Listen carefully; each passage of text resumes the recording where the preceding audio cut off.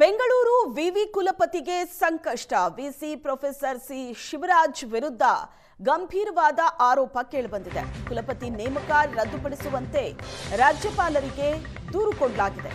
ಪರೀಕ್ಷಾ ಅಕ್ರಮ ಆರೋಪವನ್ನ ಎದುರಿಸ್ತಾ ಇರೋರ ನೇಮಕಕ್ಕೆ ಆಕ್ಷೇಪ ವ್ಯಕ್ತವಾಗಿರೋದು. 2021ರ ಜ್ಞಾನಭಾರತಿ ಠಾಣೆ ಕೇಸ್ ಉಲ್ಲೇಖಿಸಿ ದೂರು ಕೊಟ್ಟಿದ್ದಾರೆ. ಸಿಐಡಿ ತನಿಖೆಯಲ್ಲಿ ಶಿವರಾಜ್ಗೆ ವಿಚಾರಣಾ ನೋಟಿಸ್ ಜಾರಿ ಆರೋಪ.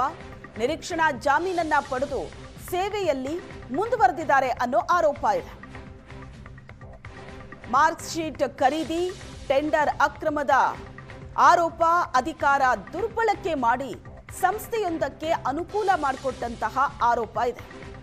ದೂರಿನ ಬೆನ್ನಲ್ಲೇ ಲೋಕಭವನದಿಂದ ಆಕ್ಷನ್. ಈಗ ಬೆಂಗಳೂರು ವಿವಿ ವಿಸಿ ಪ್ರೊಫೆಸರ್ ಸಿ ಶಿವರಾಜ್ಗೆ ಶೋಕಾಸ್ ನೋಟಿಸ್ ಜಾರಿಯಾಗಿದೆ. 7 ದಿನಗಳ ಒಳಗೆ ಉತ್ತರ ನೀಡುವಂತೆ ಶೋಕಾಸ್ ನೋಟಿಸ್ ಅನ್ನ ಕೊಡಲಾಗಿದೆ. ಹಿಂದಿನ ಮೌಲ್ಯಮಾಪನ ಕುಲಸಚಿವರ ಅವಧಿಯ ಅಕ್ರಮ ಉಲ್ಲೇಖಿಸಲಾಗಿದೆ.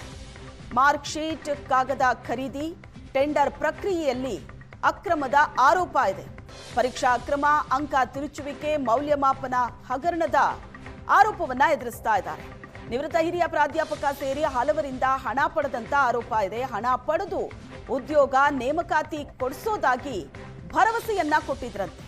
ಕುಲಪತಿ ಹುದ್ದೆ ಕೊಡಿಸೋದಾಗಿ ಹಣ ಪಡೆದಂತಹ ಆರೋಪ ಇದೆ.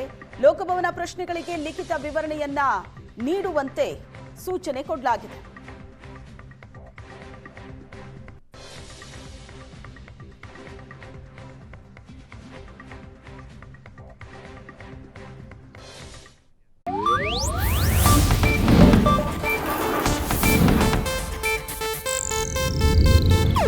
ಇದು ಏಷ್ಯಾನೆಟ್ ನ್ಯೂಸ್ ನೆಟ್ವರ್ಕ್ ಪ್ರಸ್ತುತಿ.